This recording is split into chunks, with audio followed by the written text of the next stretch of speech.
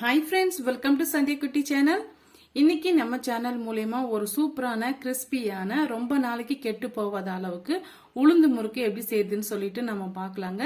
அதுக்கு முன்னாடி நம்ம சேனலை சப்ஸ்கிரைப் பண்ணாத நண்பர்கள் இருந்தீங்கன்னா ப்ளீஸ் சப்ஸ்கிரைப் பண்ணிக்கோங்க. பெல் ஐகானை கிளிக் பண்ணி விடுங்க. அப்பதான் நான் போடுற வீடியோ நோட்டிபிகேஷனா வந்து சேரும். வாங்க இப்போ வீடியோக்குள்ள போகலாம்.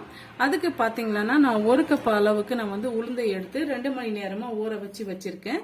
இந்த கப்பால தான் நான் அளந்து எடுத்துக்கிட்டேன். நீங்க வீட்டில் இருக்கிற கப்போ இல்ல வந்து டம்ளரோ வச்சு எதான வச்சு நீங்க அளந்து எடுத்துக்குங்க. இப்போ வந்து நான் 1 கப் அளவுக்கு எடுத்துட்டு 2 மணி நேரம் ஊற வச்சிருக்கேன். இப்போ இதெல்லாம் தண்ணியெல்லாம் நம்ம வடிகட்டிட்டு நல்லா அலசிட்டு குக்கர்ல சேர்த்துக்கலாம். உளுந்து வேக வைக்கிறதுக்காக நான் குக்கர் ஒன்று வச்சுக்கிட்டேங்க. இப்போ நம்ம உளுந்து சேர்த்துக்கலாம்.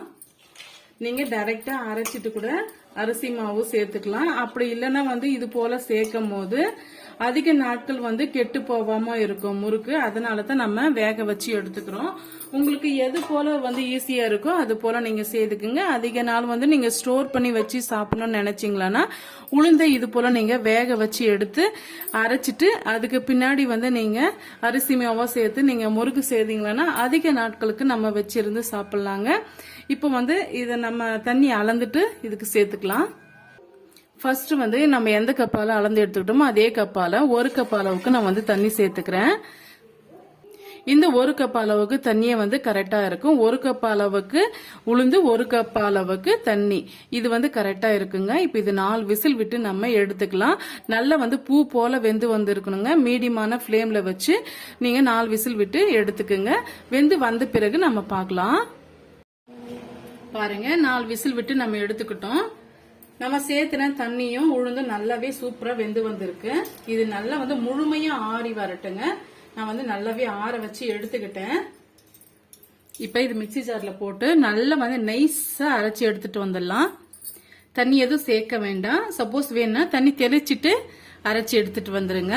அரைச்சி எடுத்துட்டு வந்த பிறகு நான் எப்படி வந்திருக்குன்ட்டு நான் காமிக்கிறேன். பாருங்க இது போல நான் அரைச்சி எடுத்துட்டு வந்துட்டேன். பாருங்க எவ்வளவு நைஸா வெண்ணெய் போல இருக்கு. இது போல இருக்கணும். இப்ப இது கூட என்னென்ன பொருட்கள் நம்ம சேர்க்குதுன்ட்டு பார்க்கலாம். எந்த கப்பால அளந்து எடுத்துக்கிட்டீங்களோ உளுந்து அதே கப்பால 3 கப் அளவுக்கு அரிசி மாவு எடுத்துக்கலாங்க. கடையில வாங்கின மாவு இல்ல வீட்டுல அரைச்சின மாவு எதுனாலும் இருக்கலாம். நான் இந்த கப்பால அளந்து எடுத்துக்கிட்டேன். இந்த கப்பால 3 கப் அளவுக்கு அரிசி மாவு எடுத்துக்கலாம். இப்போ 1 கப் அளவுக்கு நான் அரிசி மாவு சேர்த்துக்கிட்டேன். இன்னும் 2 கப் அளவுக்கு சேர்த்துக்கலாம்.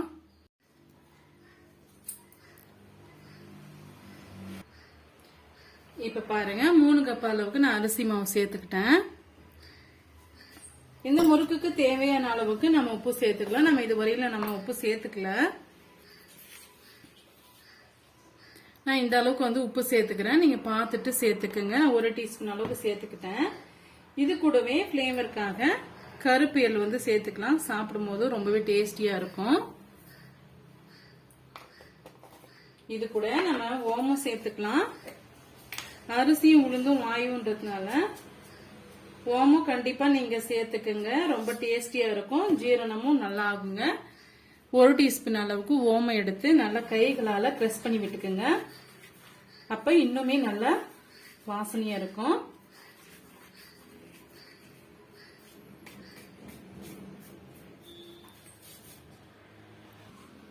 ஒரு 1/4 டீஸ்பூன் அளவுக்கு பெருங்காயத்தூள் இதெல்லாம் சேர்த்து ஒரு முறை மிக்ஸ் பண்றதுக்கு முன்னாடி கொஞ்சமா வந்து நம்ம ஆயில் வந்து சேர்த்துக்கலாம். 1 குழிக்கரண்டி அளவுக்கு ஆயில் வந்து சேர்த்துக்குங்க.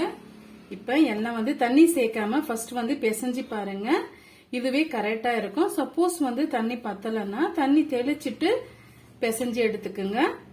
இல்ல அதிகமான தண்ணி சேர்த்துட்டீங்கன்னா சப்போஸ் வந்து நீங்க அதிகமான தண்ணி சேர்த்துட்டீங்கன்னா அரிசி மாவு வந்து கூட வந்து சேர்த்துக்குங்க. இந்த அளவோடு சேர்த்துங்கன்னா இன்னும் நல்லா சாஃப்டா கிறிஸ்பியா வந்து நமக்கு முறுக்கு கிடைக்கும்.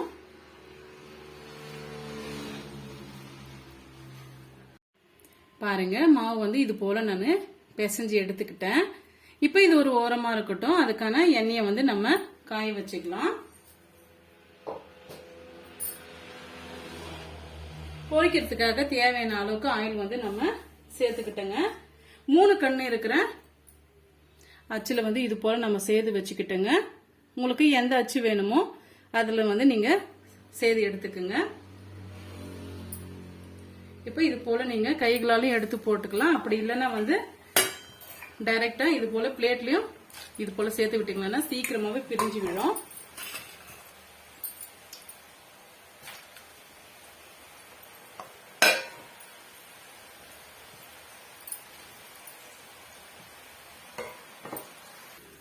பாருங்க, ஒரு 2 மினிட்ஸ் கழிச்சு நம்ம திருப்பி விட்டுக்கலாம். போட்ட உடனே திருப்பி விடாதுங்க. இது போல ஒவ்வொரு பீஸுகளா திருப்பி விட்டுக்கலாம். நம்ம வேக வச்சு இந்த உளுந்தை வந்து அரைச்சி இருக்கிறதுனால அதிக நாட்கள் நம்ம வச்சிருந்து கூட சாப்பிடலாங்க. அதே கிறிஸ்பியோட ரொம்ப டேஸ்டியா இருக்கும். பாருங்க, பபிள்ஸ் எல்லாம் அடங்கி வந்துடுச்சு. இப்ப நம்ம எடுத்துடலாம். ஹை ஃபிளேம்ல தான் இருக்கணும். ஹை ஃபிளேம்ல இருக்கும் போதுதான் எண்ணெய் குடிக்காம அப்படி நம்மளுக்கு கிறிஸ்பியா வரும். இல்லைன்னா வந்து எண்ணெய் குடிக்கும். பாருங்க, சூப்பரா வந்து வெந்து வந்துடுச்சு.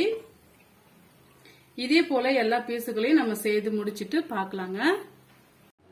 ரொம்பவே கிறிஸ்பியான இந்த உளுந்து முறுக்கு ரெசிபி உங்களுக்கு பிடிக்கும்னு நினைக்கிறேன். பிடிச்சிருந்தா மறக்காம சந்திக்குட்டி சேனலுக்கு சப்ஸ்கிரைப் பண்ணுங்க, லைக் பண்ணுங்க, ஃப்ரெண்ட்ஸ் கூட நிறைய ஷேர் பண்ணுங்க. இதுக்கு முன்னாடி நான் நிறைய ரெசிபிஸ் வந்து முறுக்கு ரெசிபிஸ் நான் போட்டிருக்கேன். அந்த ரெசிபி வந்து உங்களுக்கு பிடிச்சிருக்கும். பிடிச்சிருந்தா மறக்காம சந்திக்குட்டி சேனலுக்கு சப்ஸ்கிரைப் பண்ணுங்க. தேங்க்யூ.